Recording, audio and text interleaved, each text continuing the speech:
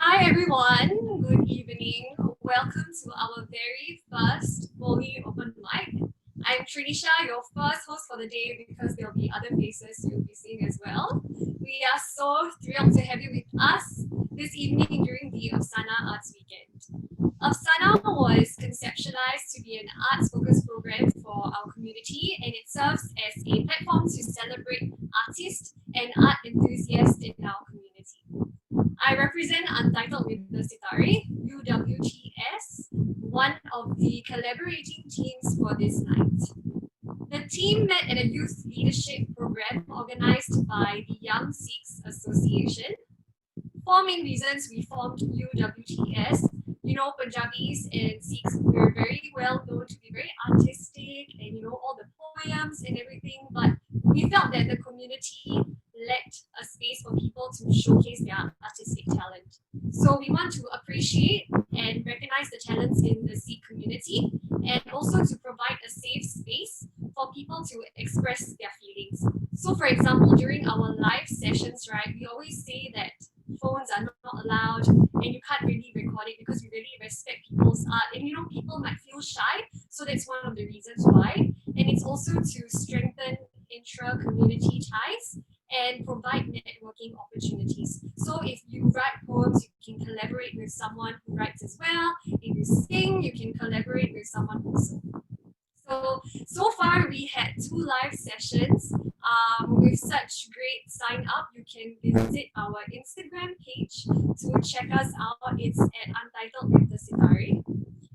And this is actually the very first virtual session, and it would only make sense to collaborate with RedDot Bhangra, RDB, for the Afsana Arts Weekend.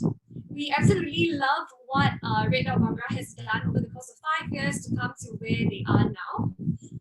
RedDot Bhangra aims to grow Bhangra in Singapore, and they emphasize on community outreach, so as to give back to the community while building support for the art form. Through sharing the joy of Bhangra, they hope to foster understanding and harmony among the diverse groups and cultures in Singapore. Right. So for tomorrow, they have, for the Afsana Arts Weekend, right, they're having calligraphy and bookbinding classes happening on the second day of the Arts Weekend. And more details you can find on the Singapore Khalsa Association Instagram page. So as part to preserve and educate on our cultural heritage, we have 2 incredible individuals, our guest speakers, joining us all the way from the UK, Hardeep, Sahota, and Swarnjit Kaur. Hardeep, Singh, Sahota. Hi guys, you guys can wave to them actually. They're seeing you. So Hardeep Singh Sahota is a Bhangra dancer who completed a master's degree exploring the history of this art form.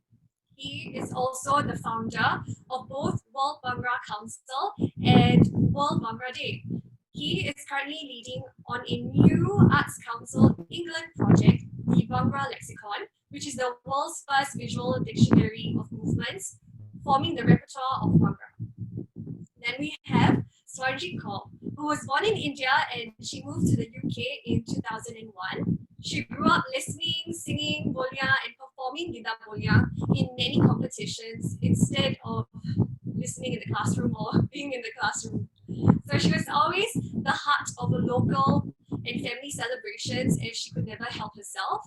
And she acquired her identity through her love for her culture, which led her to be crowned Miss World Punjabi 2000. After her move to the UK, with work and family commitments, she could not dedicate enough time for her passion, but she always tries to fit in her busy schedule. She recently created a YouTube channel, so you can follow her there as well. To share her passion basically and learnings with anyone interested in the Punjabi culture, dance form, gidha, boliyaan dance. So do give them a follow on their respective pages. Okay, so for one of our segments tonight, after Hardeep and Swarnjit they give their talk, right, there'll be a breakout room where Swarnjit will actually go into details on how to write a boliyaan, whereas the main room would be more on the Bhangra portion. So if you have any in-depth questions about gidha boliyaan, you may ask her as well. Do let us know in the chat box, or if you click on the participants logo on your Zoom, this chat below, you'll see that there's this place where you can actually raise your hand. So do that, and we'll have our friends Ronak and Harish who will put you in the breakout room after. I tell you, please join the breakout room because it's very interesting and you do not get this opportunity to know more about gidha and boliyaan. So this is your so-called only chance. It's a rare opportunity. We have professionals in the house. So, you can also learn more. And when you learn here, you can share it with your friends and families. It's quite cool because you know more about your culture. Yeah. And before we begin, house rules again. Okay, do keep yourselves on mute when not speaking or performing to minimize disruptions. And please keep your video on at all times because it's more interactive that way. And the speakers, and we don't feel like we're talking to our laptop. And we really want to see a beautiful face. So please show that to us. If you have any questions throughout the session during the sharing, do put in your questions in the chat box and they'll be addressed during the Q&A session and during the breakout room as well. Okay, this session will also be recorded for archival and marketing purposes only. So please enjoy, and without further ado, we shall welcome Hardeep Sahota. You guys can actually clap.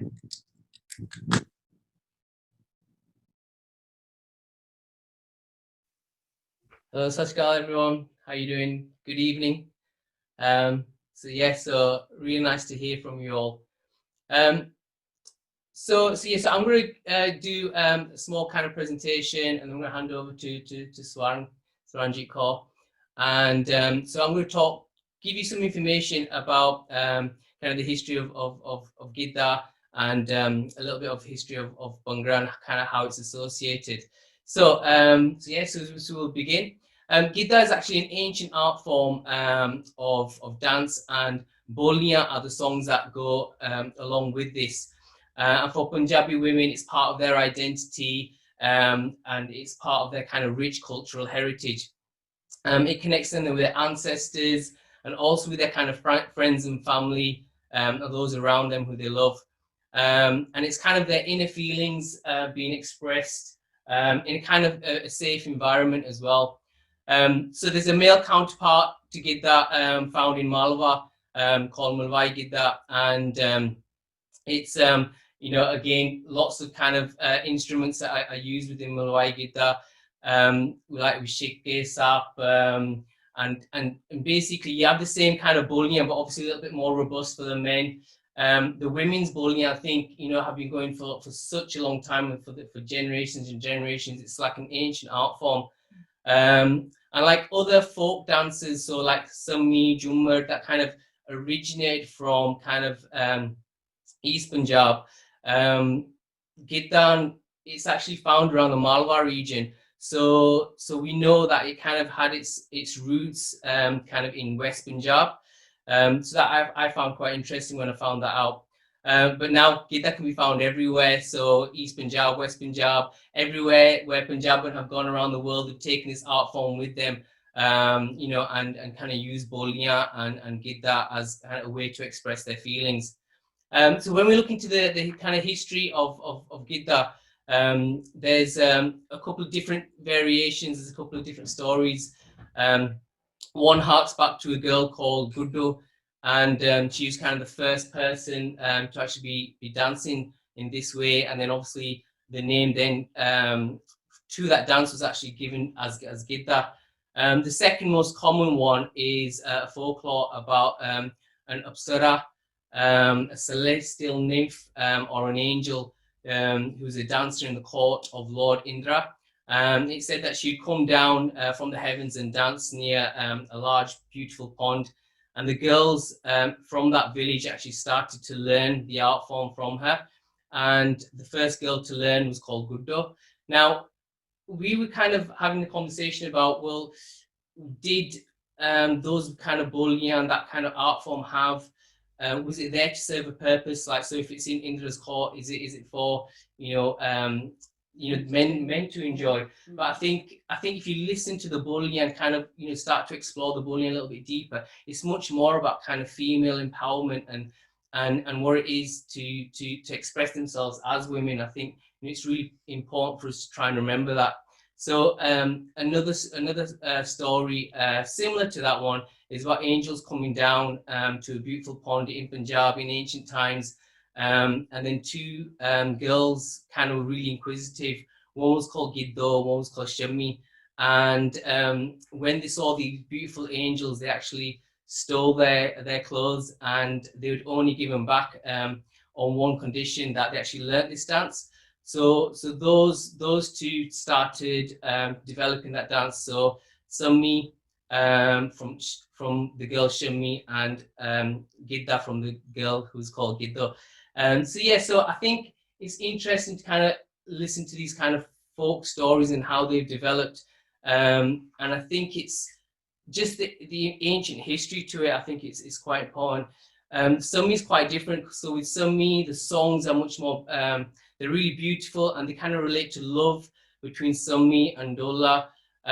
Whereas Gidha has the boliyaan that I found within Gidha are kind of quite vast, and they range from lots of different topics, from religious to secular. There was a scholar, Paitan Singh Nabha, and he published the first ever Punjabi dictionary in 1924, the Mahan Kosh. And within that, he describes Gidha and how it's moved forward with Tali, and how Tali is really important, and kind of the vigor of that Tal as well, and how boliyaan actually sung along to that Tal. Nowadays, obviously, over time, different instruments found its way. So women actually use dolki as an accompaniment to the boliyaan. And further back, about 500 years ago, at the times of the gurus, there's references found in Gurbani. So Guru Nanak Dev Ji and Guru Arjan Dev Ji both make reference to folk dance and the happiness found within it, and specifically Gidha as well. And there's also Sakya about when Guru Nanak Dev Ji actually went down to southern India on one of his udasis. The women folk of that village then from then on actually started singing boliyaan outside the Gurdwara and doing Gidha and boliyaan, and have it as a spiritual expression. So I thought that was quite interesting, how we know it as a kind of a secular expression, but it also has these religious elements to it as well. But as you know, Bhangra has got all this power and strength behind it. And the women folk of Punjab also exude this strength. And so when a woman is singing Boli, she will sing it with lots of passion, lots of gusto, in that kind of Haik voice, quite loud and powerful. And when she dances to gidha, boy, do you know it. So the ground will shake. The power of when a gidha dancer, hits her addi on the floor, hits her heel on the floor, it's to make, people know, and that expression powers is actually felt. Um, so yeah, so boliyaan, unlike normal songs, because boliyaan link so much to the actual dance, um, they go hand in hand. So gidha literally means kind of clapping, and boliyaan is about singing. So there's nothing more natural than actually singing and clapping at the same time. And Swaran will go into kind of detail about the different types of bullying there are. Um, there used to be long boliyaan and short boliyaan as well. And in Purathan times, in ancient times, long boliyaan, if they were written down, they're almost as long as a page. So it takes a lot of kind of intellectual kind of prowess to be able to remember those long boliyaan and be able to use them at certain points. Obviously, this has changed over time as the command of the Punjabi language has changed. And now we hear shorter bolis, also known as gappe, such as Bari Barsi Katanagasi, which I heard some of the members singing along to. So yeah, so those are much more common and much more easily thrown into Bhangra performances. And I think Bhangra's kind of really used those and ran with those themes as well. Nonsensical words that were found specifically in Gidha. So balle balle, shava shava, again make reference a lot of the times within Bhangra now. And they're used to kind of really kind of give more energy to the performance, and women sing their boliyaan, and they have a little bit of a one-upmanship. So if someone's singing a boli, the other one will try and outdo them based on how quick-witted their boli is. And that boli is the driving force of the dance, as it kind of echoes those inner feelings. And it can work on so many different levels as well. It can talk about family dynamics. I've been learning lots of different names of different relationships. So within the Punjabi language, different relationships are given very specific names. And obviously Swaran can give examples a little bit more of this. But what I found interesting about boliyaan specifically are they can be seen as an oral history to life and daily routines, how butter was made, and we're talking about and like, so I'm because I'm born in the UK, Punjabi is not my first language. So whereas Swaran born in Punjabi, I can make reference and ask her questions about, what does this certain word mean? What does Bari Barsi mean? 12 years, and then you start to try to understand and explore what was going on at the time. So it's kind of a little, it shines a little light onto the lives of the Punjabi women at those times, and the utensils they used, and what those relationships were like if their husbands would go away for long periods of time to go find work. So yeah, bolia can be found on lots of different occasions, around weddings. Every single part of a wedding is so it's so kind of orchestrated with bolia at certain points all the way through. It's just amazing to see how these events actually reflected within Boli, and the Boli actually, everyone waits for the Boli to start before they actually do the actions, or the rhythm that kind of take place, and I think that's really important. For me, I think Tia is a really kind of a really special festival. So it's an old tradition based at the beginning of the monsoon season, about prosperity, but kind of very geared towards young newlywed married women. And it usually takes place outside of the village, so guys aren't allowed to join in this one. The women find a nice clearing with lots of trees. They create swings, and they have these beautiful settings where they meet up with their friends. So if they've been married, then they come back to their paternal home, and there the bullying that are sung can range from expressing their love of their husband, or kind of if they're not getting on with their mother-in-law, to express those kind of frustrations. and that zone, the mother-in-law is not allowed in that zone. So yes, it's kind of a really kind of nice open space for them to be really true to their feelings and kind of say what they want, and be able to dance and perform through that. I mean, I think there's not been a great deal of changes over the years, but I think Swarn knows more specifically about the changes over the years. So how gidha used to be performed to now. I know one major thing is that, you know, women, obviously because they don't have the command of the Punjabi language or the boliyaan, they'll usually have one person who's really well versed in boliyaan, and they'll be singing the boliyaan whilst the other girls do the gidha dancing. So yeah, so it's one of those things that kind of change over time. But yeah, it's amazing to see how those bowling are still around from ancient times as well, and how we kind of keep moving forward. So I'm going to kind of hand over to Swan and give you a little bit more specific detail about some of the bowling and kind of the different variations you have within them. Hi everyone. First of all, I would like to apologize if I start coughing and have a coughing fit because I'm still recovering from a bit of a cold, seasonal flu and cold.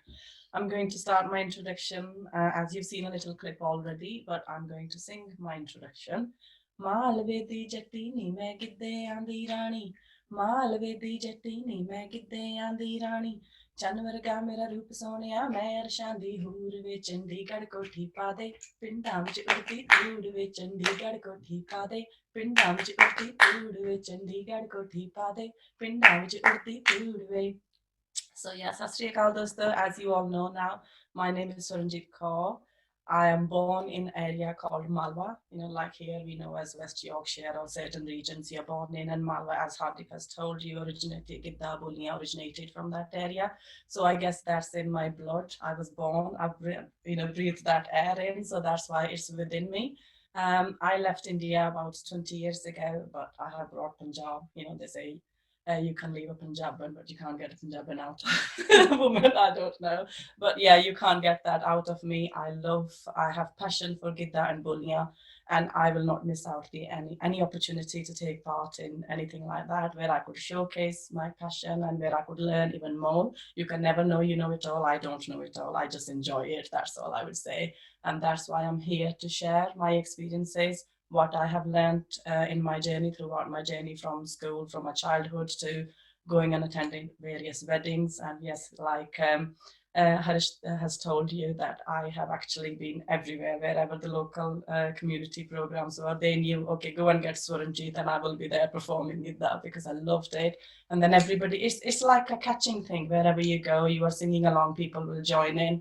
It lets you be free, who you are, who you want to be, and express really what you are feeling. It's a safe place, safe zone, and you speak in your mother tongue. That's why it's like Boli, and whatever you're trying to express in an artistic way, you are saying that. So boliyaan are like little couplets in via you. It's a platform you share and express your emotions through that.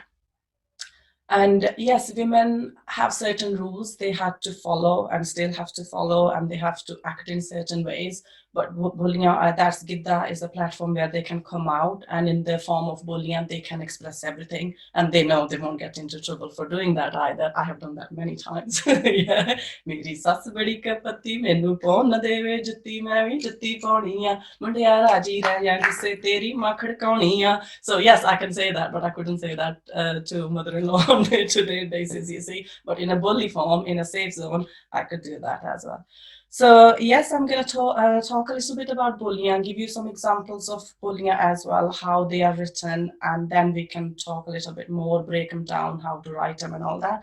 So today we've got together here to try and create something. Boli, you have seen a little clip right at the beginning presentation, how people from different backgrounds put together their boliyaan, their poems, their way of expressing what things mean to them, what home means to them, and how they've brought a bit of home wherever they've gone. So yeah, this is my way of bringing home wherever I go. It reminds me of my friends. It reminds me of my tradition. So I never forget them.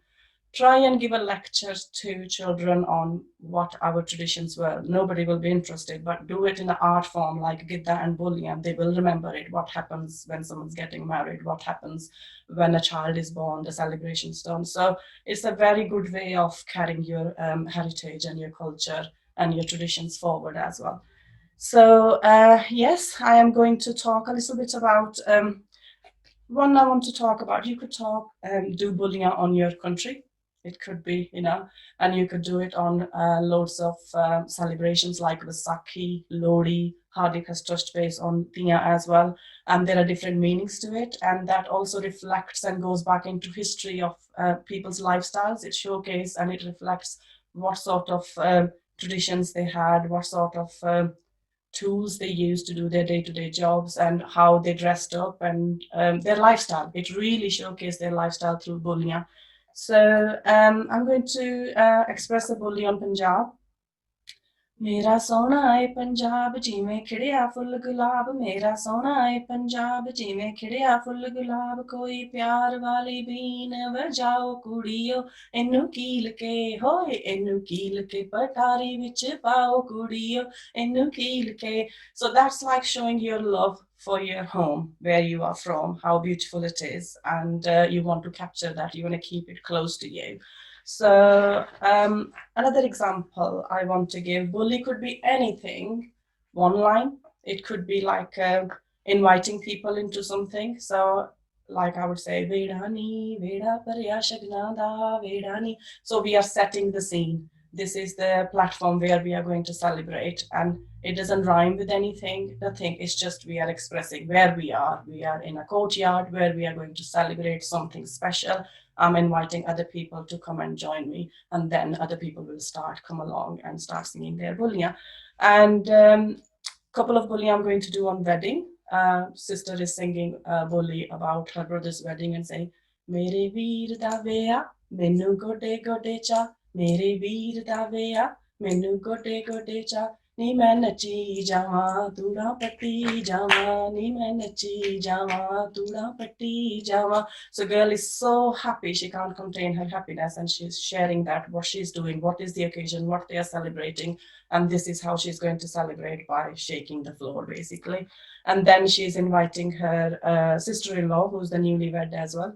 January की परजाई मेरा वीर ब्याह के ल्याया, January की परजाई मेरा वीर ब्याह के ल्याया, हत्थी आंदे छापां छल्ले मत्थे टिक्का लाया, हत्थी आंदे छापां छल्ले मत्थे टिक्का लाया, उठ के नच पाबो दिन शगना दा आया, उठ के नच पाबो. So you will see in this, they are talking about the jewelry she's wearing, what a newly bride will wear jewelry. So I tried to set up a little table to showcase all jewelry and everything what goes along with it. Unfortunately, you can't really see what's behind it. So this is the chapan challe. So you could basically pick up any theme and write a boli on that. Another boli we've written down when I did some work with Hardeep. I am so lucky that I have found my source, how I can dip my toes into this cultural stuff all the time, because I don't know, I got completely cut off when I moved to UK, and I'm so glad I found Hardeep and I can stay connected with my culture this way. So he invited me to take part into the writing boliyaan on the migrated Indian people who came here, and then they worked into the mills. So Boli can transform. It's not just what's been written. We can continuously add, we can continuously alter and improve and reflect where we are, what we are doing, how we are living. And this Boli we wrote together, the Indian women who worked in the mill, and what they are saying. जोड़ जोड़ ताके सारा दिन मैं लंघौनिया, हाय ओए मेरे हानिया दिन मैं लंघौनिया, याद करा मैं तेनू हर वेले, कंटी वजदी जाल मां लोडे वेले, कंटी वजदी जाल मां लोडे वेले.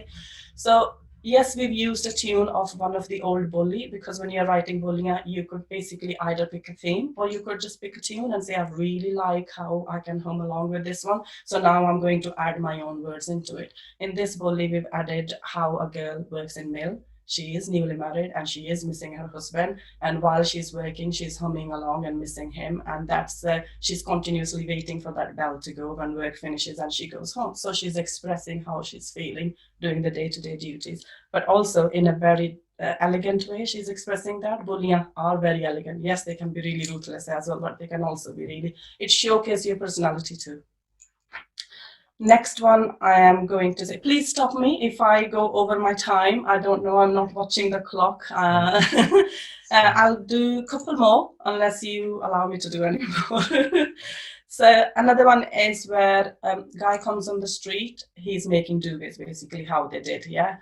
Pai vich wale aaru pinj de, pai vich wale aaru pinj de, jito kudi di pinj lain de, jito kudi di pinj lain de, jito kudi tenu ki deogi, jito kudi tenu ki deogi, mucha joga kyo deogi, mucha joga kyo deogi, mucha teriyan hariyan pariyan, daadi teri halle tada. पैसा वेख ताड़ा चले, पैसा वेख ताड़ा चले, पैसा वेख ताड़ा chale. That's basically saying a cheeky girl's come along, trying to jump the queue. Guy who's trying to make duvets for everyone, she's saying, do mine first. I don't want to be waiting in the queue, you see. And he's saying, okay, I want to do someone else's first, who was here before. She said, why do you want to do? What is she going to give you? And she's trying to offer and say, you know, so her cheekiness got her into it, you see. So like I said, it reflects your personality. It could be on anything. You could pick any topic and you could say that in a nice way, in a cheeky way, in a happy way, in an excited, passionate way. So another one is for a girl whose husband, a woman whose husband is working abroad. As Hardeep said, it does talk about different events in your life as well.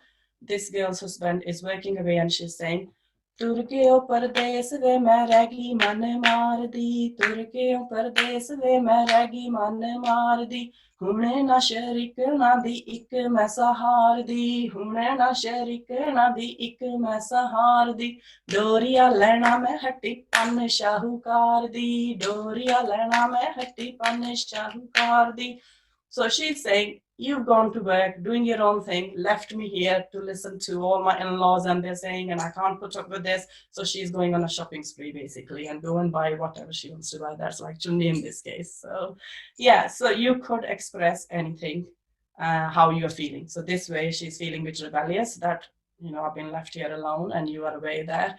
And this is how I'm going to entertain myself by going on a shopping spree. So yeah, so that hopefully would have given you different flavors of boliyaan, how to express yourself, how we can write different boliyaan. It could be one sentence, it could be a full-on drama, and it could be what happened in olden days, how people did things. So yeah, it could be anything. So I'm looking forward to later on going into the breakout room and listening to if you guys have written something, if not, how we could create something new or improve what you've already written and come back and showcase that. So hopefully we can achieve that today. Thank you. Okay, so thank you so much to Swarn and Hardeep for sharing the overview as well as the very specific bolis that was sung as well. And yeah, so we are so thankful to have you. Thank you for taking out your Saturday afternoon for us. For everyone else who doesn't know me, I'm Gobind, and I am involved with RedDot Bhangra, and as Trinisha had introduced earlier, we're doing this for the first time, so just bear with us, and we're trying to make it as exciting for everyone as possible. So we really hope that you enjoyed, and definitely I think you enjoyed, because Sarna was so animated with sharing her bolis, and you were like, and if you didn't know what a boli was, you just whipped them out straight for you, right? So you essentially got a flavor of not just the Punjabi, but also I think along the way she was trying to explain as best as she could what those mean in English as well for all of us to understand. So as Hardeep was talking about, for a lot of us, Punjabi isn't necessarily our first language. We grew up either in Singapore or wherever in the world you are at this point in time, and for Hardeep in the UK. So Punjabi is our second language, and we don't think in Punjabi. So a lot of the time, like trying to come up with something may be challenging and difficult. So just to give you an overview of, again, just of where we are right now. So we've heard from both Hardeep and Swarn. And what we're going to do now is we're going to have a little bit of a question and answer session. So based on what they've said, if you have questions, you can drop them in the chat. Of course, if you are comfortable, we really hope that all of you will turn on your videos so that the instructors can see you as well. So just imagine that this is a physical event, right? And you can't hide your face when you go to a physical event. I mean, you can try. I mean, paper bags over the face, but they're not really common. So even though this is virtual, we hope that you feel comfortable enough to at least show your face, so that at least everyone can see when you're asking questions and so on. But if you're not comfortable, that's also perfectly fine. And you can just drop it in the chat, and we'll look at it, and we'll help to ask the questions on your behalf. Maybe just to get us started, I had a few notes that I took down as well. Oh, and sorry, let me say one more thing. So we're going to do this for about 10, 15, at most 20 minutes, depending on how many questions we get for Swarn and Hardeep. And then what we're going to do is this breakout room. So if you have no idea what a breakout room is, I'll be honest, I didn't know what a breakout room was. And we're doing it virtually this time. So it's really cool. So instead, I'll teach you along the way how you can raise your hand virtually to say, hey, I want to go to the breakout room. And Swarn is going to be in that breakout room to help you with the Boli. So if you've been paying attention to our social media, we said that you could write your own Boli on your way here, getting to this event if you have, or if specifically you were inspired by something that she mentioned earlier, like, Hardeep talked about Sap and Shikhe, which are the props used in Bhangra. There was also a mention of tikkas and stuff like that when Swarn was talking earlier. So if you want to write based on some of those things, or the heritage aspect of things that we did drop on the way getting here, and if you've researched some of that, specific writing will be done in that breakout room. For everyone else that wants to stay back here, we're going to focus more on Bhangra as a whole, and Hardeep will stay behind to talk a bit more about what Bhangra is and gidha as a broader overview based on some of the studies and research that he's done. So that's what's going to happen for the next about 40 minutes. So about 15, 20 minutes of Q&A, and then breakout room, and then you can choose where you want to go. So I'll come back and I'll explain a bit more about that later on. But first, so let's do a bit of questions, and I already see a couple of questions in the chat, so that's great. But given that I was semi-forced to be the moderator, I'm going to take this privilege to ask a few questions.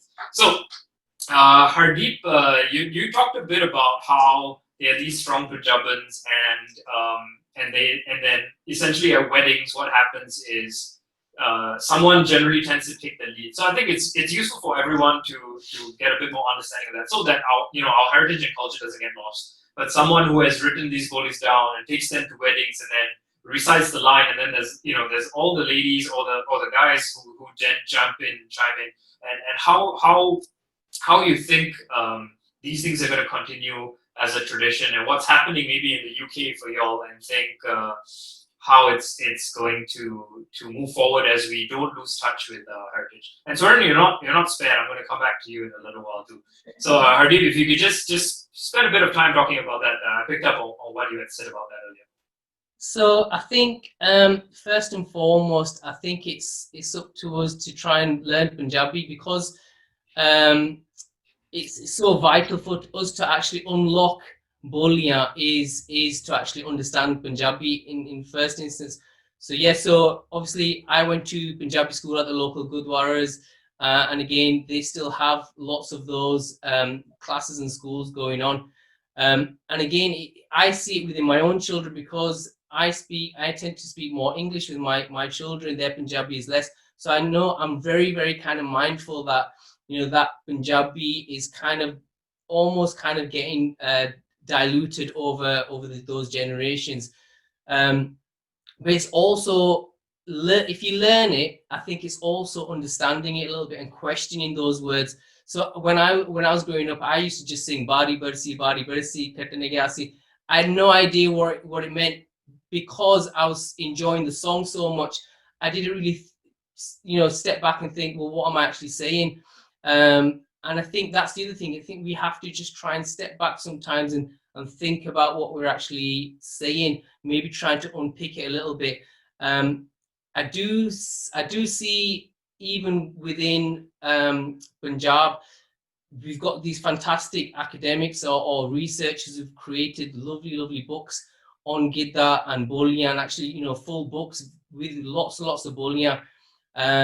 So if you're interested, I would kind of go at that as a starting point, trying to read through a little bit of the history and try and learn some of these boliyaan. There's lots of women who do know this, and you know, actually talk to elder generation and trying to go to the weddings and trying to pick this up. But you're right, I think nowadays we have specialists that come in and kind of lead the lady sangeet. They will sing the boliyaan, and everybody else will try and join in.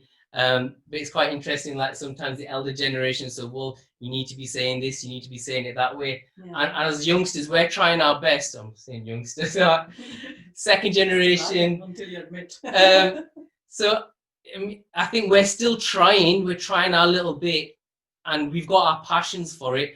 But I think it is difficult because, like you said, we think in a Western kind of thought.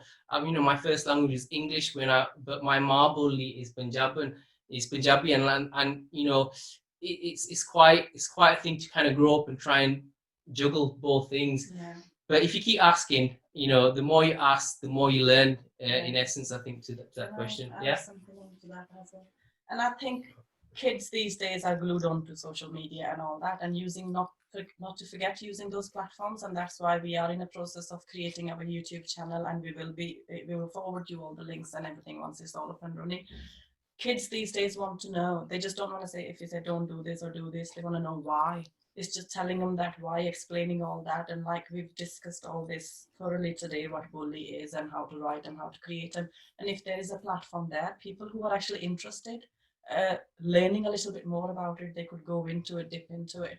In India, there is a much bigger platform because everybody is Indian. They all like, this is the culture they are brought up as, and here we are minority here, you see. So we need to make sure that we give that platform again. There are competitions, whether they are on smaller scale or something, in gurdwaras and places like that. We are focusing a lot more on religious side of stories and teaching Punjabi. And I think we need to incorporate a bit of the cultural side of things too. And we need to have session or say, okay, once a month on Saturday, we are going to learn about our heritage, about our culture or something like that.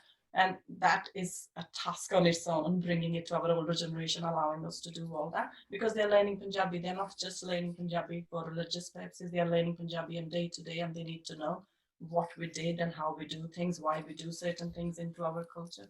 So that's the way forward, incorporating it and having it onto different platforms. Yeah. So there are amazing people out there doing fantastic work on gidha performances in you know, not just in the Punjab, but like in Canada and other places. So yeah, it's there's a real kind of thirst for it as well. Yeah.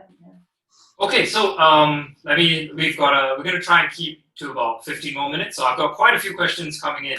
So I'm gonna shoot them off to you, just but in some form of fashion. So there was a question from Amrapal who talked about whether there's an online Boli lyrics website. So I think let me just help. So if you didn't pick up on what Swarn just mentioned, they're starting a YouTube channel that is going to be focusing on some of these things, very specifically about boliyaan, and try to guide people along to learn them. So it's going to be like a tutorial sort of series. So that's a project that Hardeep and Swarn have just started on. And when we finish this session today, for everyone who has joined us, that we have already got your email for, we'll send an email at the end, as we usually do, and we'll send a link to the channel, as well as the other thing that Hardeep has been working on, which is this Bhangra lexicon. So Bhangra is a complicated thing, and there are all these things. What's a shikke? Is a shikke a sup? Or what is chummer?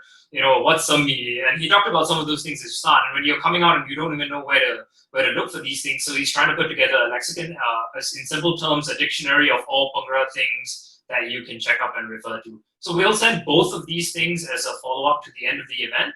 So that kind of sort of addresses that question. Somebody else had asked, maybe I saw it earlier. Maltrish Kaur had asked, it was briefly mentioned, I think you talked about it, and you also brought up Pari Barsi just a little bit, like how you were singing it for so many years, Hardeep, and you didn't know what it was. So she's asking, what's the meaning of it?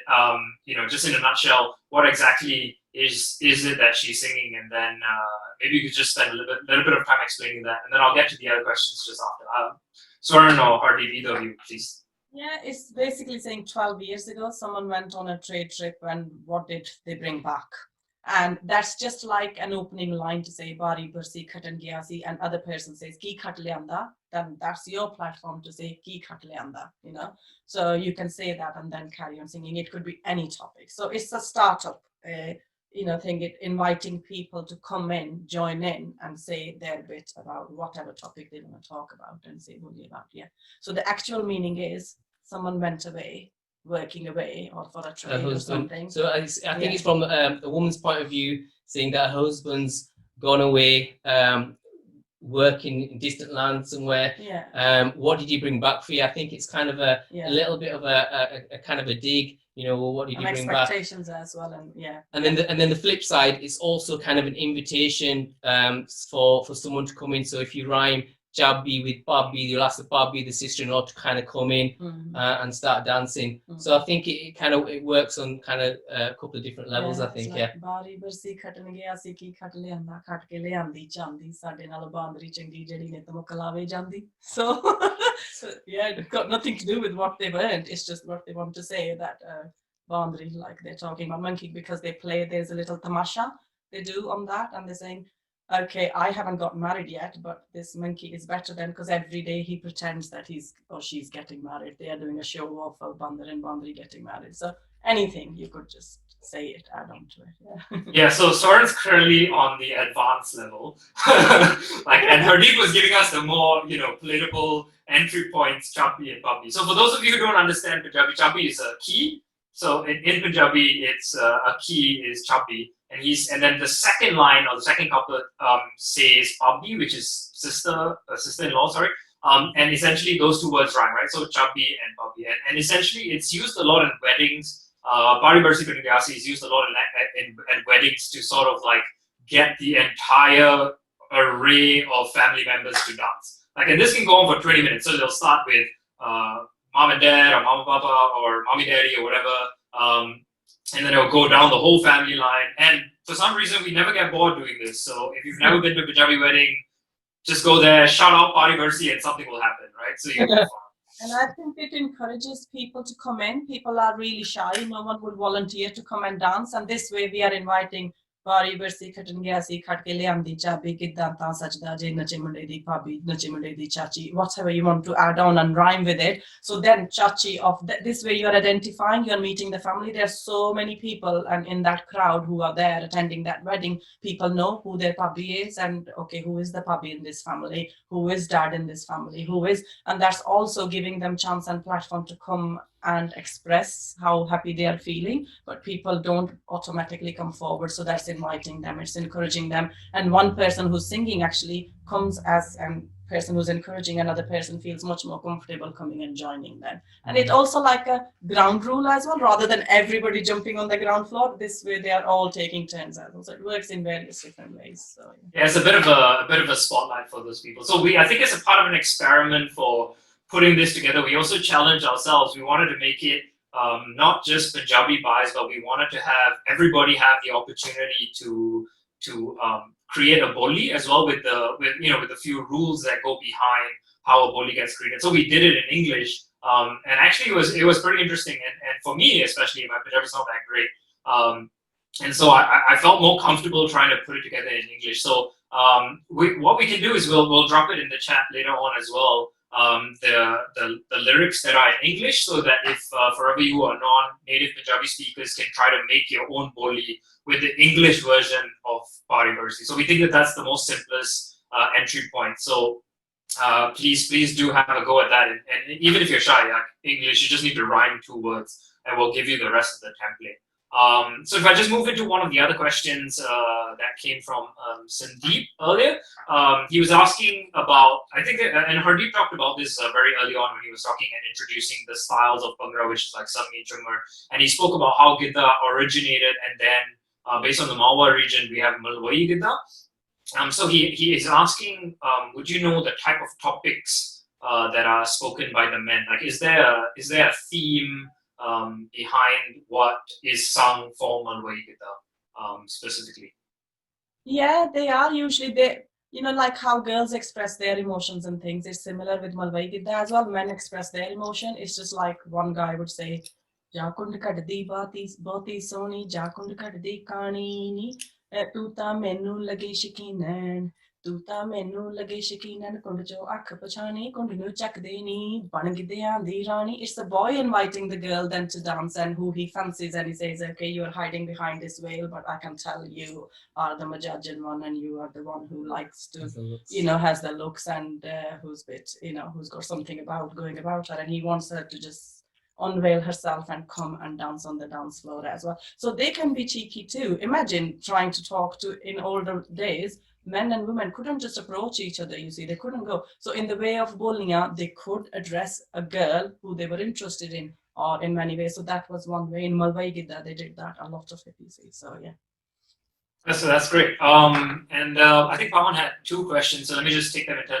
And building on from what you just said in terms of how Gidha is also a function of Bhangra today. So Bhangra has many different forms, and then it's all sort of come together now as Bhangra. So Pawan's asking, because we're focusing a lot on Gidha, but she's also asking, how did these bolis that originated from Gidha then spread to become very known in Bhangra itself as a whole? The broader Bhangra, was Malwai Gidha sort of the bridge to where bolis are now very commonplace in Bhangra as well. And today they're almost synonymous when we say Bhangra boliyaan, right? But originally, as you explained earlier, it sort of came from Gidha itself. So maybe just a little bit about that. Well, I was going to mention that in the second part. So do you want me to just hang fire, or shall I? Yeah, no, just go for it. We're wrapping up in about 5 minutes, but just go for it. I think so that everybody can hear. Okay. Yeah. So I will go a little bit more in depth in that, but I think it's a little bit of a mixture, because the Punjabi Sangeet and like the Boli and the boliyaan would be in the villages and the bend. So I think over time they've kind of filtered into kind of the Bhangra performances. And the Bhangra performances then obviously went to the universities, and then that's kind of where the actual Bhangra dance, along with the boliyaan, have kind of stuck.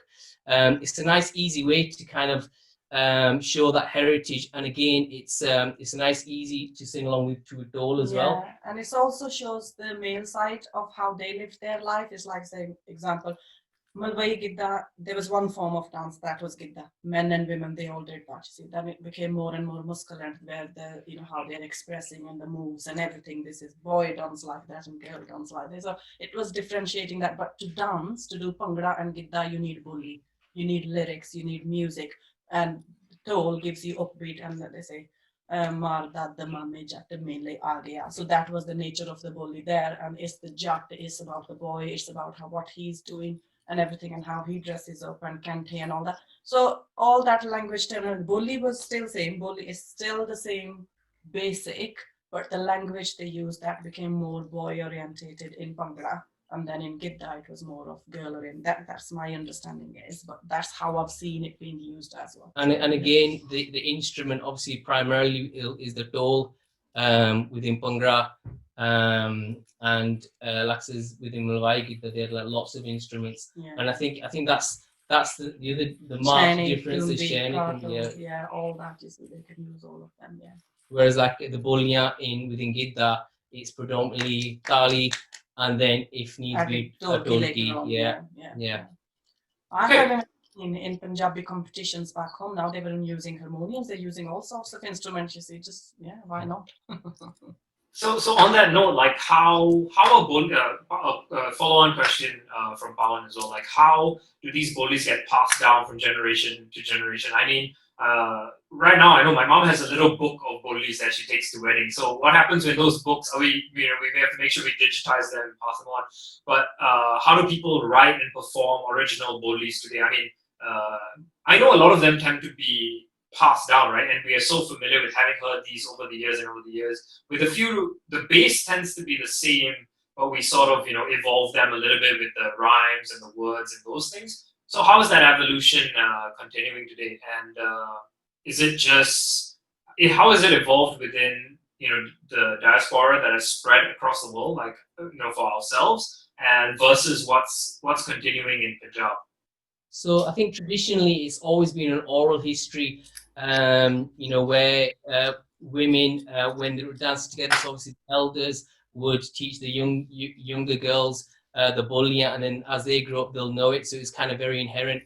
And then I know over time, then as publications came about, there's women actually produce books based on boliyaan. And again, like you mentioned, there's like geographical differences. You have your own family kind of customs that kind of sent down the generations. And again, I think that still takes place. Yes, yeah. In family weddings, any celebrations, anything, big platforms like that, the whole family is there. And there's always people in the family who know boliyaan, and you rely on them. And that's how you pick up, okay. And when you repeat that, and how many weddings we attend, I know now because of the world we are living in, there isn't many celebration, but that is our main way. Make sure you keep inviting your children, keep taking your children along with you, not just say, because it's very easy to say, okay, I don't want to go there, mom, but no, you are coming. But soon they get involved in as well. Everybody starts in, anyone who's in that circle cannot escape boliyaan and gidha and bhangra, whether you perform it or not. It just goes in your subconscious mind. Keep attending that, and that is our main platform. You see, it's there, and relying on RTGs and I think for future generations, it is like you're saying about digitizing stuff, making sure stuff's available online, good quality, that you have both the Punjabi, the translation, and the transliteration, how it's actually pronounced as well. This morning I was saying Tia, as I thought is because the daughters, but Swan corrected me and it says Tia. Tia, yeah. It's just how you pronounce it and all that. So yeah. So tiny little variations make a difference as well. And obviously over time things will evolve. But if we can kind of, almost record and, capture our heritage and our boliyaan as we know at the moment, and preserve them for future generations, I think that'll be a good step for us. And both of you are doing such great efforts in digitizing some of these things. And so we'll definitely help share and promote them as much as we can. And we hope that then continues that spread for other people. We have one last question. It's from Tejana Kaur. So she's asking, we study, for us in Singapore, we study Punjabi as a second language, sort of mandated in that way, because in Singapore, everybody has to do a second language. And for us, we are privileged enough that we can do Punjabi. And so we study at O levels, A levels. But that's just focused on reading and writing. But how do we then understand it? Because we don't speak it at home anymore, or at least maybe with our grandparents, but not so much with our parents anymore, right? So we don't understand the spoken form of Punjabi. And how exactly do we pick up Punjabi movies through Punjabi movies, music, and how do we bridge this gap between the reading and writing, which, well, for me, it was quite a number of years ago, and I haven't touched that as well since. And I'm sure for quite a lot of the audience that's here tonight. So how do we work on bridging that gap? And are there any things that you all are involved in, or you all have ideas and suggestions for that? I think for me, it was listening to the music more than anything, and really kind of listening, because I know obviously we listen to other popular culture, hip hop, R&B. We listen to a lot of mixture of stuff, but listening to Punjabi music again and again and just repeating it and kind of singing it out loud, that helps you vocalize some of the words. Even though like at that point you might not know what you're saying, but I think that's kind of that first step to actually almost kind of repeat as a parrot. Those and you just end up singing those words, and I think that's what helped me with that first little bridge.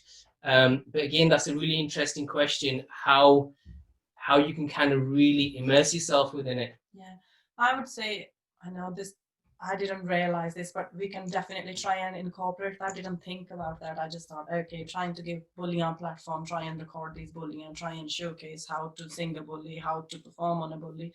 But we could try and add this into the description of each boli, how to sing it, but write it in English, the exact Punjabi words, but also do the translation as well, so people know what it means, and then it encourages them, it gives them ideas about how to write it too, and how to say it in a right way too. Pronunciation is really, really important in that. Yeah. So we could try and do something like that, but I'm sure other people would have. It's just researching that what work has been done already. I have seen loads of books on bullying and stuff, but they are on Punjabi. But I guess if there is demand there, someone will start producing something like that. So yeah, we need to. Yeah, that's so great. Like, I mean, if you do incorporate that other element, especially, I think beyond, as in, I know they maybe end up catered for a UK audience, but hopefully beyond that as well. I mean, us in Singapore, we're a small diaspora, but at least we'll try to, help and share, and then we can bring that around with Southeast Asian nations and the Punjabis who are around here. And then, of course, beyond and wherever it ends up, and it'll always be there as an archival, which would be really great. I just wanted to end on a note to tell everyone here that we're so privileged to have Swarn. She was, in case you didn't pick up on it, she was a Miss World Punjab. What year? Oh, what year was it? Okay, I don't know if it's 2000. 2000 now. Okay, it's a while ago, but she's still so passionate about it. So she's Miss World Punjab 2000, and that's like, we have like royalty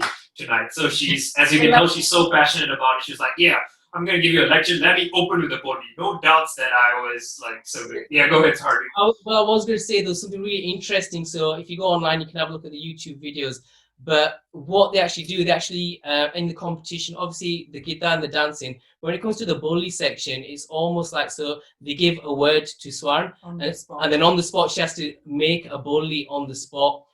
Based around that, so obviously you must have so much kind of information kind of ready to go and primed. I think it's just an amazing little skill to have. Isn't that exactly how we're running the open mic later? No. It's so rusty now. That time I lived and breathed boliyaan, and I can remember making roti and singing boliyaan because that's my next competition. I need to know all, boliyaan one by one. You see, mom say focus on roti, it's burning. Don't be singing your boliyaan. But no, I'm not. I don't have that sort of dedication now. But it's amazing. Yeah. It's amazing. So just before I close, I'm so glad that you brought up that roti and mom point, because I wanted you to explain, just in case everyone missed it earlier. I know you explained some of the bolis, but I thought it would be a nice note to end on. And it's also just for everyone else who's not Punjabi as well, because especially in Asian culture, mother-in-laws are, always going to be scolding, and there's always that stigma around mother-in-law. So you had done a boli earlier talking about the mother-in-law and getting chased and that kind of thing. And I thought it would be just useful if you could do that one more time and just explain to everyone in English what you meant by that Boli, just so that the non-Punjabi speakers here, and even those who speak Punjabi and don't pick up on it that fast, could just go away with at least getting one of those. And then we're going to go into the breakout room and I'll explain that just after that. I did that Boli on mother-in-law, but would you prefer me doing one on ma? Do anything you want, please. Yeah, okay, all right. Let's say girl is asking for advice from her mother. Mani ma rusi hoi sasnu kive manaida. Mani ma rusi hoi sasnu kive manaida. So girl is asking mom, how do I make up with the mother-in-law who's fallen out with me? Yeah, how do I talk to her now? She's not talking to me, fallen out. What do I do? And mother says, go to her and say, Roti khalo mataji, hath judalo mataji. So she's saying, mother-in-law, please make some nice food for her, take it to her, ask her to eat and ask for forgiveness. So mother is giving daughter advice. And then she say, okay, now I need further advice. Mani ma rusi hoi jetani nu kime manaida. Mani ma rusi hoi jetani nu kime manaida. She's saying, mom, please advise me. How do I deal with a sister-in-law who's fallen out with me? And mother says, Edhar ashrikaniye niya dala shrikaniye ni edhar ashrikaniye niya dala shrikaniye. So she's saying, fight with her, don't give up, pick up your weapon and just create your own space. So there is different way of dealing with mother-in-law, and there is different way of who's like on your level, on your path. So she's saying, don't surrender, fight. So yeah. That's you can just start speaking. All right, that's fine. So do I just tell you when to move to the next slide and stuff, yeah? Yep, that would work. All right, that's fine. So yeah, so if you want to just move to the next slide, basically we can use this as a little bit of Q&A as well, kind of if we want kind of a little bit more kind of specifics, I'll try and help where I can. I'm just going to give a little bit of an overview to this. It's hard because I'm trying to point at the screen. So obviously you can see the map of India there.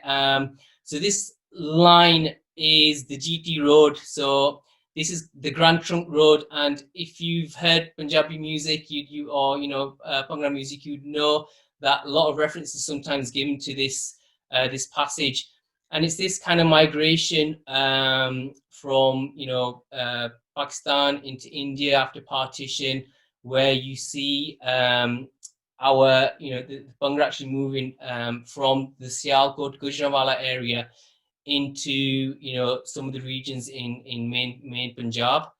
So yes, if you move it on, so it's just to kind of give you an idea of where we're placed if we're not around. Can I just double check who we have with us? Shall I just?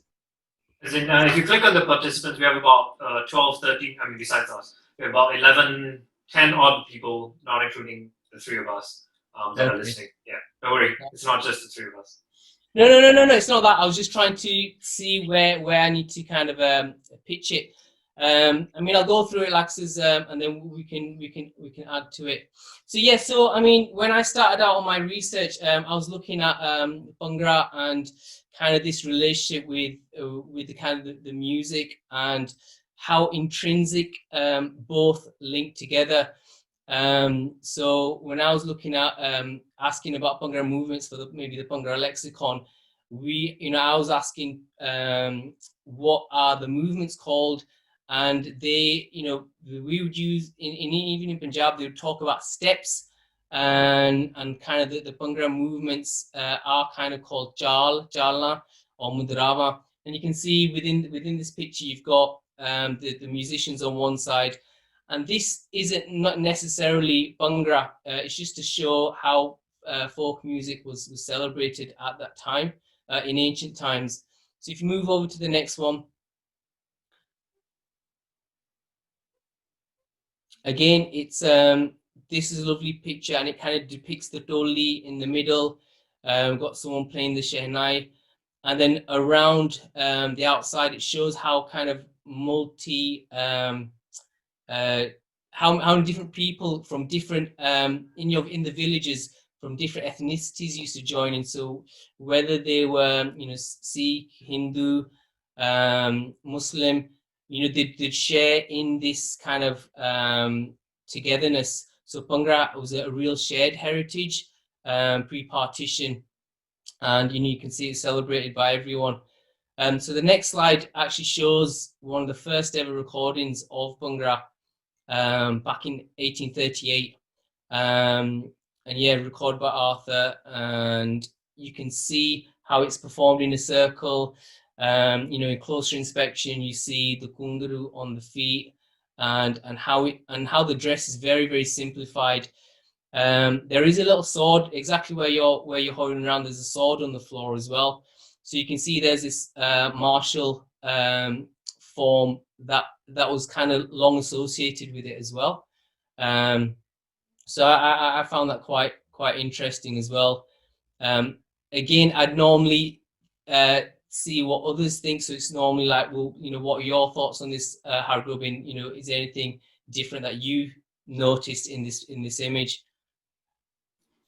No, I mean, I saw it's just a very interesting image to pick up on and get that there's so many different elements that are coming out, and Bhangra, as it originated, is very different from what it is today, right? It's become very modernized and things, and the original form of Punjab was really just a simple celebration of excitement and hand-raising activities, right, so to speak, as you can see, with almost some form of clapping going on as well towards the middle right section.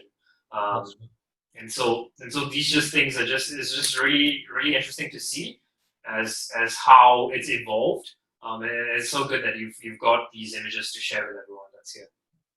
So in this kind of section, what I wanted to try and do is maybe go a little bit more in depth about the role. So basically, Bhangra as you can see, is predominantly celebrated by men. I know Bao was saying about how boliyaan kind of had reference to kind of Bhangra and how that kind of originated. So yeah, so boliyaan within gidha would have been, you know, very heavily orientated around women folk, and you know, Bhangra would have had its own type of boliyaan around what obviously the men were interested in. And if you move on to the next slide, there's like certain artists that, you know, used. So yes, if you move on to the next slide. Yeah, so there's certain artists, for example, like Manoj Deepak, who really kind of, I don't know if you go back one, sorry. So yeah, so this is Manoj Deepak, and you know, the Deepak brothers were instrumental in you know, making a difference and kind of celebrating Bhangra and kind of putting it on the national level after partition.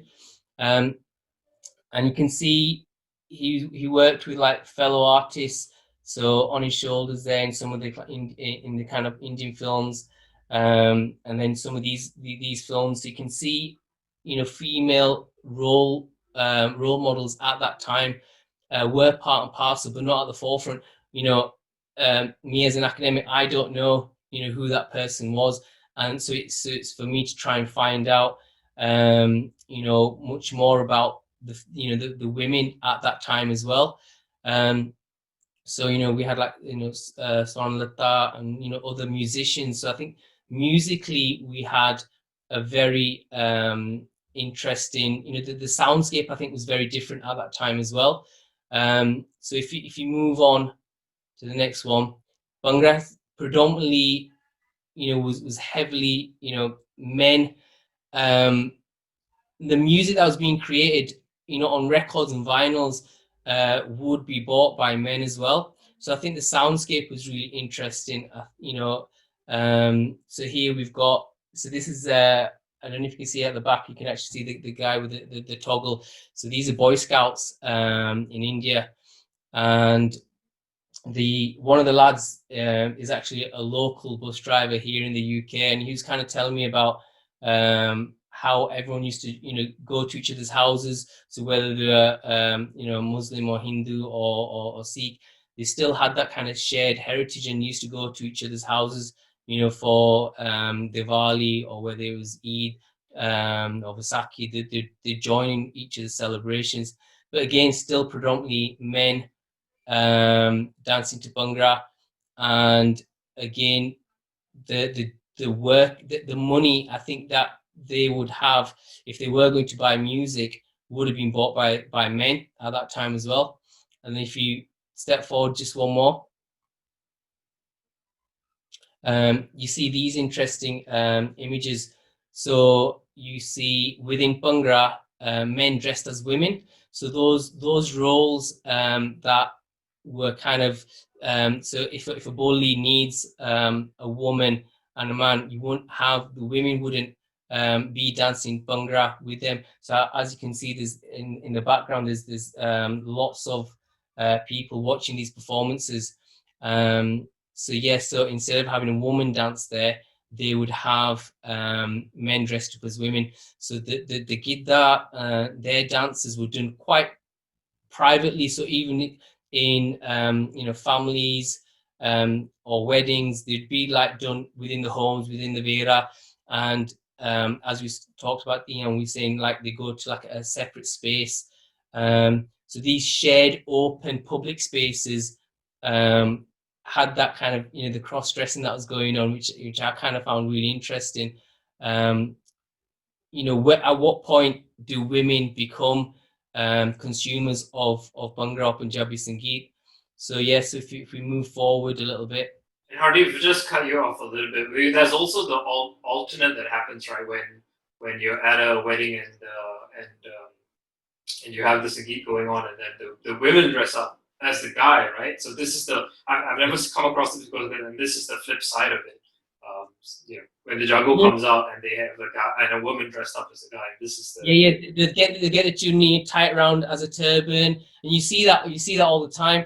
I mean, I was looking to kind of go into some of them, and they could be quite ruthless with their boliyaan, you know, quite crude and at sometimes, and they have this jokey banter, as it were, when they're doing the boliyaan. So obviously you find this in Bhangra as well, certain elements, but again they're kind of very separate. So performance wise, I think it's really important the fact that gidha is always kind of danced, and the feet are never raised very high. It's some of the younger girls that do a certain move where they do move their feet a lot higher. Whereas like in Bhangra, obviously our legs are raised much more because it's not seen befitting for a woman to be doing that. So those are the times, you know, where the movements as well kind of reflect where they are. And I think also, like for me, it's important to try and analyze. You know, when I was asked to do this, I was trying to analyze who were the consumers of Punjabi Sangeet at that time as well.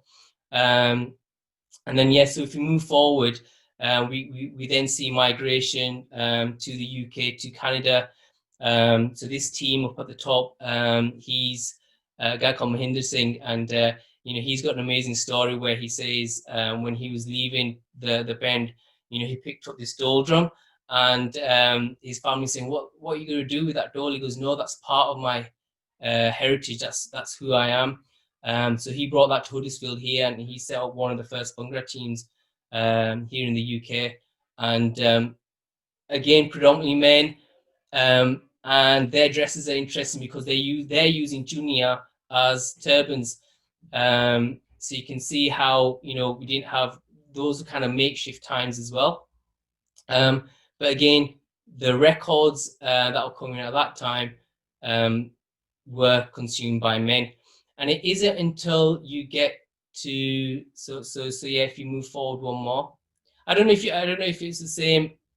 When I was growing up, like say in the 70s, you'd have the women in one room doing their singing if it was a family occasion, and the men would be very separate, having their own kind of session, but listening to the music. And they used to own. I'm thinking about the ownership of the actual, like the record player at that time. Then kind of moving into that the CDs, the cassettes, sorry. But it was kind of very male dominated. And if you move to the next slide, it's this chappie that changed things. So Malkeet Singh, I think he did two really amazing things. Once he noticed that the dole drum was really important in some of the weddings. So if you look at the older bands in the UK, they would have, you know, obviously the synthesizers, but the beat would be with a tabla. And even on like recorded music, if you listen to A.S. Gang and some other artists before the 80s, you wouldn't hear dole in recorded music in Punjabi Sangeet, what we in the UK term as Bhangra music. So it's not until, you know, say Surinder Shinda brought some dole in, Malkeet Singh definitely brought dole into his music, and I think that changed a lot of things. The second thing he did, he actually started to bring in boliyaan to kind of embrace what he was learning, what he had picked up at family occasions. So he brought that into kind of mainstream Bhangra music. And I think it was at that point where obviously social barriers were kind of changing as well. And women, family parties were much more together. Men and women would dance, they'd go to weddings. You know, previously it was only the men that used to go to the weddings. So men and women used to kind of dance much more freely within family units. And you have Malkeet Singh, who's bringing boliyaan to the forefront of his music. And then I think that made a massive difference because the women were able to kind of really link in to, you know, what he was saying and the kind of music he was talking about, because those boliyaan would have been, you know, sung in households, you know, in previous generations. So I think that was really important what he did. And then obviously, if we move forward, we have artists using gidha, gidha music heavily in their music. But what I found interesting is we don't find a lot of gidha artists, male gidha artists. There are one or two. I don't know if you've come across any, Hargobind, as well. But it's not gone the other way around, where women have really kind of flourished in the field of Bhangra and Bhangra dancing, have incorporated themselves within the soundscape of Bhangra. You don't find it going the other way, where men have gone and created a male gidha dance group. So it's kind of this duality. Is that something that's going to happen in the future, or is it just an art form, or is there too much pride? Why that hasn't taken place yet? So that was just kind of some things, that some of the thought process that I was thinking about boliyaan, and how boliyaan have been powerful in terms of the consumption of boliyaan, and how how they've made a difference to Bhangra music. Within Bhangra dance, they've always been within Bhangra dance. This is actually my lovely wife, and again, her and Swarn and a few others getting together, like you're saying, it's the only way they're going to learn about boliyaan, by actually experiencing it and singing it and having a go. And if they make mistakes, they make mistakes, but the learning, I think it's the actual giving themselves the time to learn and celebrate and have fun with it. I think that's really key. So yeah, another slide. So what I was going to do at this point, I was going to kind of ask, because there might have been quite a few questions that might have come up, or if there's any specific things that some of the participants within here actually want to ask some questions, and we can maybe delve a little bit deeper into some of those aspects. Yeah, so same as before, you can either pop up and ask the question, or just drop it in the chat and I'll help to relay it across to Hardeep. It could be about anything. You can put Hardeep on the spot. I'll try my best. I'm not saying I have all the answers, but what's interesting is you can actually do a fair bit of research. There's a fantastic gentleman called Arsh Baines, who's written a book on Loknach, and it's a good kind of reference. But yeah, any of the kind of questions and stuff, or your thoughts? Yeah, we'll just get. I'm still on. We'll give it just a minute or two to see if there are any questions that come through.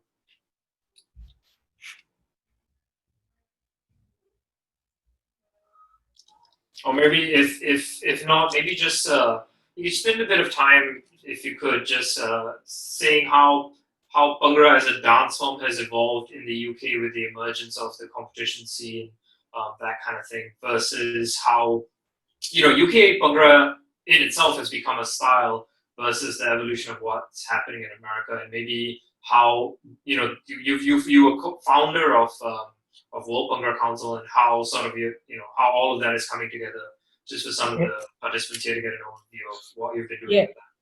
So I think when I was doing growing up basically, so I had some Orthodox family, and they would kind of always tell me, Bhangra's got nothing to do with us spiritually, and the fact that it's your heritage and your virsa, which is completely separate. And I always felt performing to Bhangra that there was something deeper. There's these deeper connections, not only just with family, but also kind of spiritually as well. And that's where I kind of set off to do my my masters, to actually try to unlock some of those spiritual elements. And what I found was that there are links within Gurbani, talking about folk music, talking about the love of the famous lovers in Punjab, Hiran, Jassa, Sikunu, and how those can make a difference in your relationships. But beyond that, the love of Waheguru is beyond that.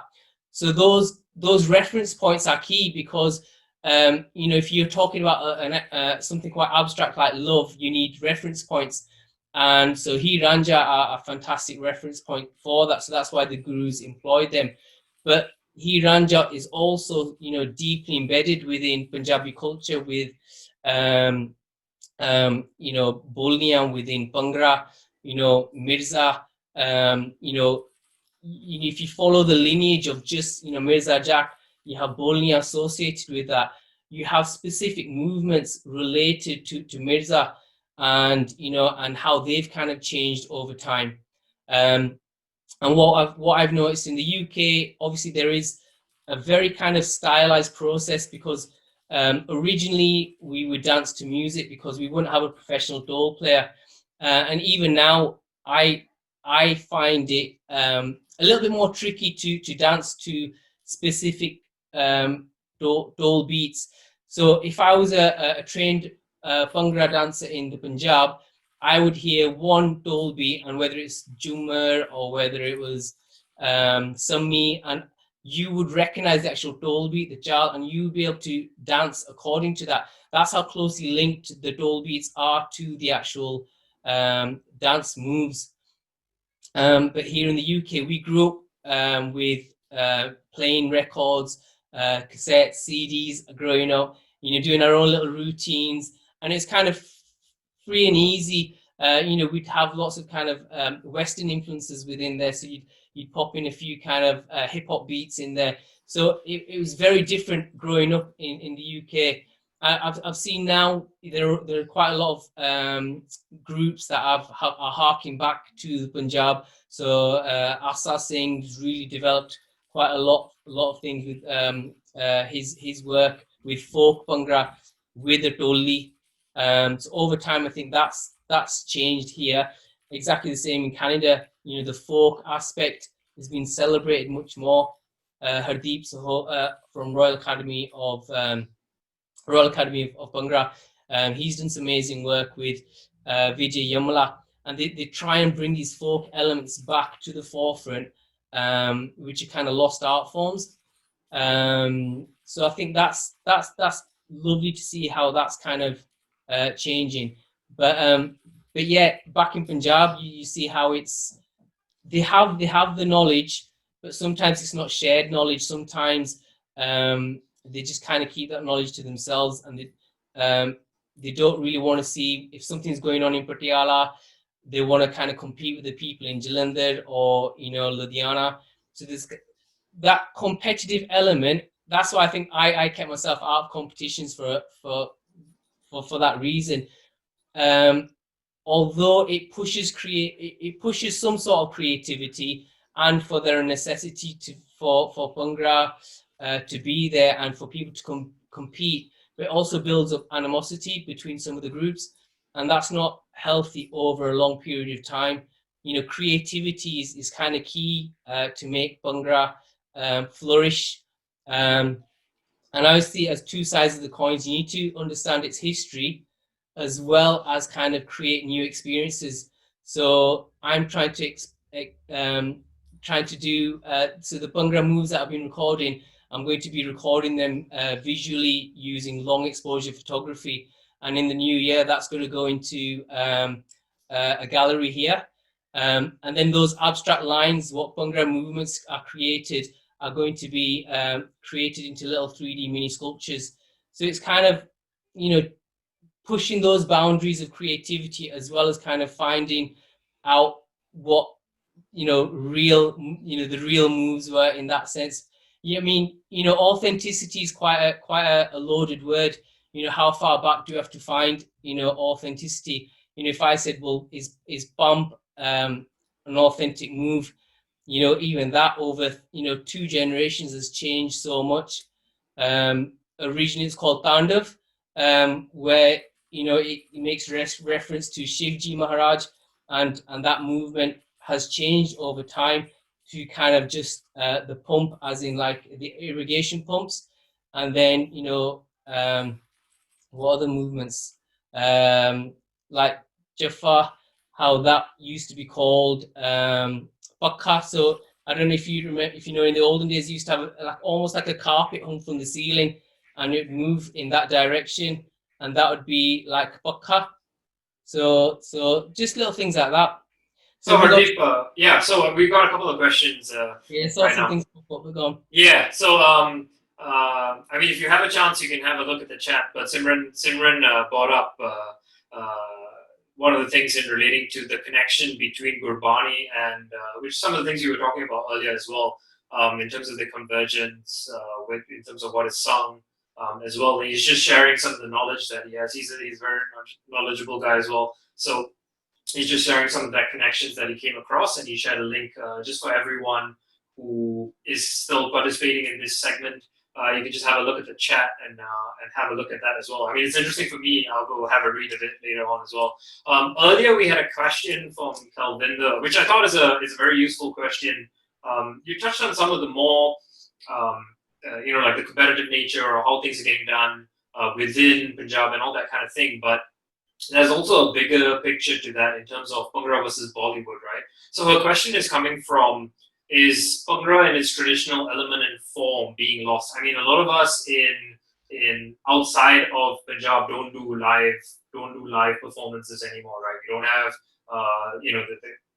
the way Bhangra originated is very much less practiced outside of India than it is, and mostly music and all that kind of thing. And then, of course, on top of that, the impact of Bollywood and how Bhangra today is now very featured in Bollywood, but featured not as Bhangra, but Bhangra Bollywood. So she's asking, has that traditionality been lost in any way? Is it diluted?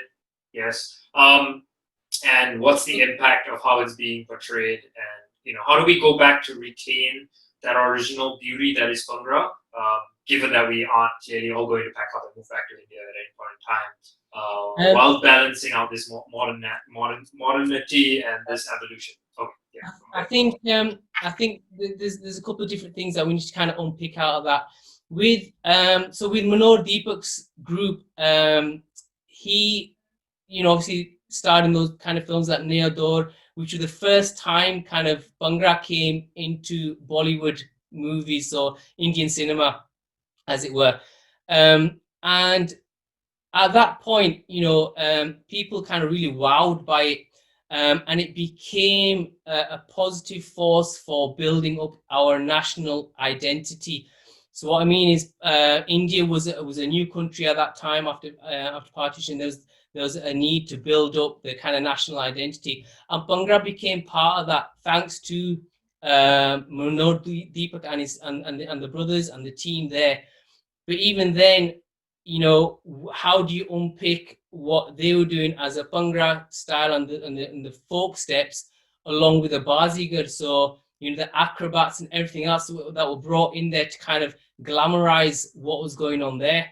For me, I think it enhanced the performance. Obviously, visually it looked loads better, but we've got to kind of focus in on. So for me, by focus really in on some of the movements within what Manoj Deepak and that team did, and to hold on to that is amazing, but it's not going to evolve, or it's not going to progress. So then, over the generations, especially after like 1984, you find the kind of Sardarji kind of Mickey take, and almost for Sikhs to be kind of sidelined. And this is kind of propagated quite heavily within Punjabi cinema. And as either the drunk or the comedian, and the Bhangra side of it almost became very gimmicky as well, where the turbans are just kind of flying around because they were just on top. That has changed. I would say it's changed quite a lot because of Punjabi cinema making such really good, solid films in the last I think 4 or 5 years. We have artists like Diljit Dosanjh, Raminder Gill. All these artists are really working hard at their craft, making really good Punjabi films, and then kind of representing what a kind of a more truer version of Bhangra, what we see in the kind of universities, and that folk tradition, and I think that has helped things very, very recently, and that change is kind of coming about. As far as us picking up a routine and learning, I think we do have to kind of pick and choose, but some people really enjoy Bollywood Bhangra, you know, and you know that kind of Bhangra pop, and especially around, you know, I've got a few friends in like Delhi, Sikh friends in Delhi, and they love that, and I think we shouldn't kind of scold them for liking that. I think it's just another little branch that's kind of come off that kind of evolution. It's there, and I think it's going to be there for a while because it makes money. You know, you throw in a Bhangra song, you know, it's catchy. You can sell lots of records, but not records anymore. But you can sell the music if it's got a fantastic song, and the movie will sell based on that song. So yes, I don't think that's going to finish anytime soon. But even now, you see the Bhangra. I just see how if the Bhangra look a little bit right, and you know they've got the, you know, the Vardiya, you know, they've actually employed local Bhangra artists, which I've seen lots of my friends are now getting employed by mainstream Bollywood studios. So I think that change is there, and I think that's really good. Choosing the topic which means something to you will get your creative flow going. If it doesn't mean anything to you, then I don't think it needs to reflect, it needs to represent something, whether it's your hobby, whether it's something close to you, and whether, you know, like you chose a topic and you repeated it, it needs to be, you need to be able to sing it on a fast rhythm or in some sort of rhythm.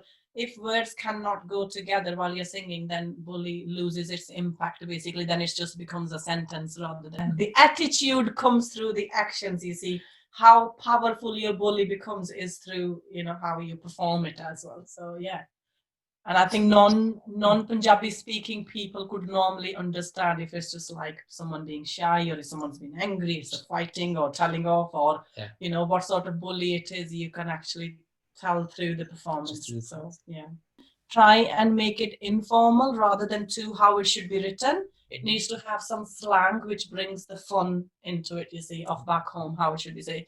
Yeah. So on this note, we will be ending the open mic session. Thank you everybody for being so sporting, and thank you for coming and spending the 2 hours with us. We hope that you've learned a lot from this session, and we hope that you'll continue to be passionate about boliyaan and one day make your own boliyaan, and then hopefully in the next session you can present it.